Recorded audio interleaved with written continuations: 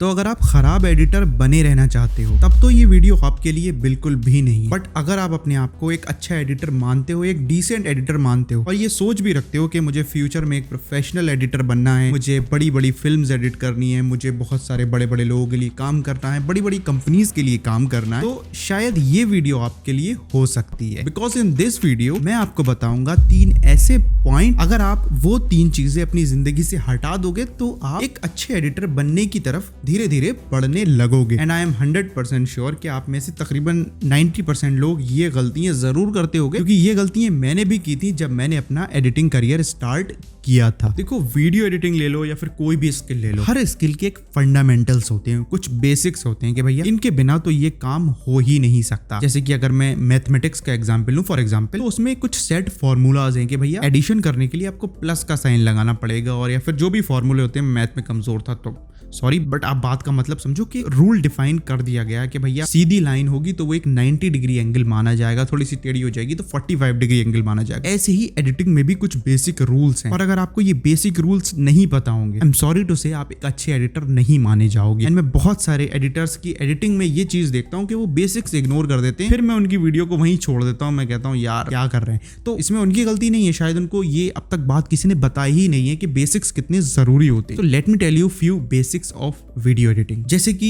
Audio levels, आप जो भी वीडियो एडिटिंग सॉफ्टवेयर यूज कर रहे होगे उसमें साइड में एक ऑडियो बार चलता होता है, जहां पर आप बोल रहे होते हो तो वो ऑडियो बार स्पीक करते हैं, नीचे आते हैं, ऊपर जाते हैं, तो वो चल रहा होता है आपकी ऑडियो के हिसाब से। तो अगर आपके ऑडियो लेवल्स रेड को टच कर रहे हैं, दैट मींस आपकी ऑडियो क्लिप कर रही है। जब आप ये फाइनल एक्सपोर्ट अपने क्लाइंट को दे दोगे तो लोगों को वो चीज समझ में नहीं आएगी, उनके कानों में वो चुभने लगेगी। तो आपको ऑडियो लेवल्स बैलेंस कैसे करने हैं? देखो, 2 वैल्यूज होती हैं जो ऑडियो लेवल वहां पर बैलेंस हो जाते हैं, -3 डेसिबल और -6 डेसिबल। दोनों में से कोई भी वैल्यू आप चूज कर सकते हो ऑडियो को बैलेंस करने के लिए। I don't know about other softwares, but Adobe Premiere Pro में एक ऑडियो इफेक्ट होता है जिसका नाम है हार्ड लिमिटर। वहां पर आप -6 या फिर -3 या फिर कोई भी वैल्यू सेट कर दो, जो आपकी ओवरऑल ऑडियो होती है उस ट्रैक की, वो उससे ऊपर नहीं जाती है। This is something very basic जो आपको ध्यान रखना चाहिए। टाइपोग्राफी, देखो टाइपोग्राफी में सिर्फ लिखना ही नहीं है, टाइपोग्राफी के कलर्स, कौन सा फॉन्ट यूज कर रहे हो, जो फॉन्ट यूज कर रहे हो वो ब्रांड के मूड के साथ जा रहा है या नहीं जा रहा है, वीडियो के मूड के साथ जा रहा है नहीं जा रहा है, बैकग्राउंड्स उसमें कौन सा यूज कर रहे हो। टाइपोग्राफी में भी आपका जो सेंट्रल अलाइनमेंट है वो ठीक है या नहीं है, या फिर राइट अलाइनमेंट, लेफ्ट अलाइनमेंट, और स्पेसिंग कितनी है। तो ये सारी चीजें बहुत बेसिक हैं जो आपको एडिटिंग में ध्यान रखने वाली है। इसके अलावा नॉलेज ऑफ एस्पेक्ट रेशियोज, आपको पता होना चाहिए कि 1:1 एस्पेक्ट रेशियो क्या होता है, 2:1 एस्पेक्ट रेशियो क्या होता है, 16:9 एस्पेक्ट रेशियो क्या होता है, 9:16 एस्पेक्ट रेशियो क्या होता है। आपको इन एस्पेक्ट रेशियोज की बेसिक नॉलेज होनी ही चाहिए। चूजिंग द राइट म्यूजिक, आपको पता होना चाहिए कि भैया इस वीडियो के साथ एक अपबीट म्यूजिक जाना है, इस वीडियो के साथ एक पियानो, एक सॉफ्ट म्यूजिक जाना है, इस वीडियो के साथ एक सटल म्यूजिक जाना है। आपको म्यूजिक का सेंस होना चाहिए। और अगर मैंने कुछ एडिटिंग के बेसिक्स अगर मिस कर दिए तो आप मुझे नीचे कमेंट करके जरूर बता देना। यहाँ पर मुझे अभी इतने ही ध्यान आ गए थे। एंड ये जितनी भी इंफॉर्मेशन है वो आप इंटरनेट से, यूट्यूब से आसानी से गैदर कर सकते हो। जैसे मैंने आपको अभी बता दिया, आपको अगर और चीजें पता लगती है तो आप अपने एडिट में ये शामिल जरूर करो। अब देखो, अपग्रेडेशन से मेरा क्या मतलब है। अगर मैं अपनी खुद की बात करूं तो मैंने आज तक मोबाइल पर एडिटिंग नहीं की। मतलब जब मैंने अपनी एडिटिंग करियर का स्टार्ट किया था तो मैंने एक लैपटॉप का जुगाड़ कर लिया था। मेरी फैमिली इतनी सपोर्टिव थी कि उन्होंने मुझे लैपटॉप, एक सेकंड हैंड लैपटॉप खरीद कर दे दिया था। लेकिन बहुत सारे लोग ऐसे भी होते हैं जो लैपटॉप्स अफोर्ड नहीं कर सकते, बट हाँ वो मोबाइल अफोर्ड कर लेते हैं, तो वो मोबाइल पर ही एडिटिंग करना स्टार्ट कर देते हैं, विच is a very good thing. And I really admire that and appreciate that कि आप अपनी स्किल को लिमिट नहीं कर रहे हो, जो चीज है उससे ही आप काम कर रहे हो, इसमें कोई गलत बात नहीं है। लेकिन अगर 1 साल तक मोबाइल पर एडिटिंग करने के बाद आपके पास थोड़ा बहुत डिसेंट पैसा आ जाता है और आप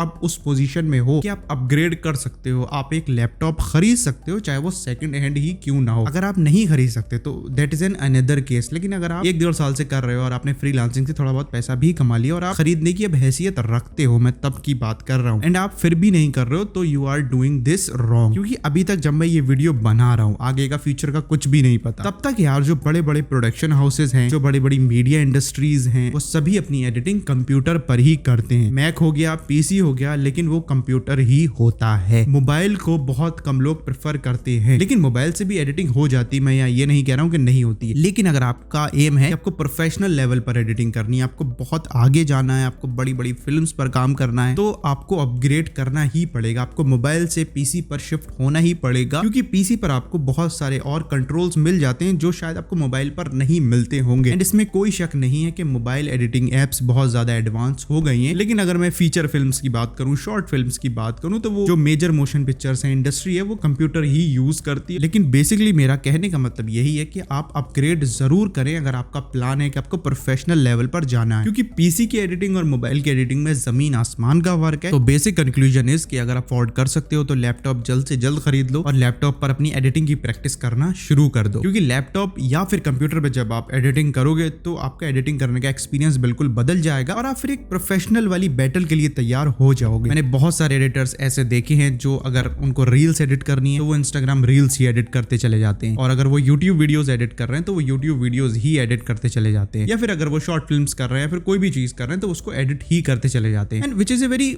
गुड थिंग और bad thing at the same time. मेरा इसमें एक सब्जेक्टिव सा टेक है। इसमें बहुत सारे लोग ये भी कहेंगे कि भैया हम अपनी नीश को फॉलो कर रहे हैं, यूट्यूब वीडियो एडिटिंग में अच्छे हैं तो हम उसी में अपना करियर बनना चाह रहे हैं, वही हमारी नीश है, and which is somehow correct अगर आप उनके पॉइंट ऑफ व्यू से देखोगे। बट यहाँ मैं कह रहा हूँ लर्निंग की बात, आप लर्न कैसे करोगे अगर आप सिर्फ यूट्यूब वीडियोज ही एडिट करते चले जाओगे, आप सेम टाइप का कॉन्टेंट ही एडिट करते चले जाओगे। फॉर एग्जाम्पल मैंने यूट्यूब वीडियोज बहुत सारी एडिट की है, इंस्टाग्राम रील्स बहुत ज्यादा एडिट की है, मैंने जो ट्रेलर्स होते हैं उनको भी बहुत ज्यादा एडिट किया, मैंने अपबीट वाली जो फास्ट पेस वीडियोस होती हैं वो भी बहुत एडिट की है, लेकिन मैंने आज तक पॉडकास्ट एडिट नहीं किया था। पॉडकास्ट के साथ साथ जो पॉडकास्ट की क्लिप्स होती हैं सबटाइटल्स के साथ, मैंने उस टाइप का कंटेंट कुछ एडिट नहीं किया था। तो अभी मैंने जल्दी में क्या किया है कि मैंने ऐसे क्लाइंट्स ढूंढना और पकड़ना शुरू किए हैं जिनके लिए मैं पॉडकास्ट की एडिटिंग कर दूं, एंड लकीली मुझे वो क्लाइंट्स मिल भी गए और मैं उनके लिए पॉडकास्ट एडिट कर रहा हूं। तो this is something which I am trying new year. मैं जानना चाहता हूं कि यार पॉडकास्ट की एडिटिंग कैसी होती है। वो अलग बात है कि मेरी नीश क्या है, कि मुझे किस टाइप की एडिटिंग करना अच्छा लगता है, which is another topic. But एक बार मैं इस टाइप की एडिटिंग करके देखना जरूर चाहता हूं कि यार मुझे कुछ सीखने को मिलेगा। जैसे कि मैंने भी पॉडकास्ट की जो एडिटिंग की है उसमें मुझे ये सीखने को मिला है कि पेशेंस कितने जरूरी है। बहुत बार ये होता है कि हमारे पास अगर कोई लंबा शॉट आ जाता है तो हम उसको देखते नहीं है, हम उसको फास्ट फॉरवर्ड में देख लेते हैं या फिर हम उसको स्किप कर करके देख लेते हैं और हम उसको एज इट इज लगा देते हैं, ज्यादा ध्यान नहीं देते हैं। बट पॉडकास्ट की एडिटिंग में मैंने ये सीखा है कि आप पूरी बात कैसे सुनो, कहाँ पॉज आ रहा है, कहाँ पर